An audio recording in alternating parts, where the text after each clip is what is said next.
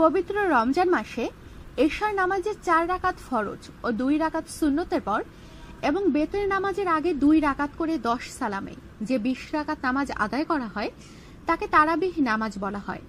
আরবি তারাবিহ শব্দটির মূল ধাতু রাহাতুন, অর্থ আরাম বা বিশ্রাম করা। রমজান মাসের জন্য নির্দিষ্ট তারাবিহ নামাজ জামাতে পড়া ও সম্পূর্ণ কোরআন শরীফ একবার খতম করা সুন্নতে মুয়াক্কাদা। রাসূল সাল্লাল্লাহু আলাইহি সাল্লাম নিজে তারাবিহ নামাজ পড়তেন এবং সাহাবায়ে কিরামকে পড়ার জন্য আদেশ দিয়েছেন। তারাবিহ নামাজ জামাতের সঙ্গে আদায় করা ও কোরআন শরীফ খতম করা অধিক সওয়াবের কাজ। রাসূলুল্লাহ সাল্লাল্লাহু আলাইহি সাল্লাম তারাবিহ নামাজের জন্য রাতের কোনো বিশেষ সময়কে নির্দিষ্ট করে দেননি, তবে তারাবিহ নামাজ অবশ্যই এশার নামাজের পর থেকে সুবহ সাদেকের পূর্ববর্তী সময়ের মধ্যে আদায় করতে হবে।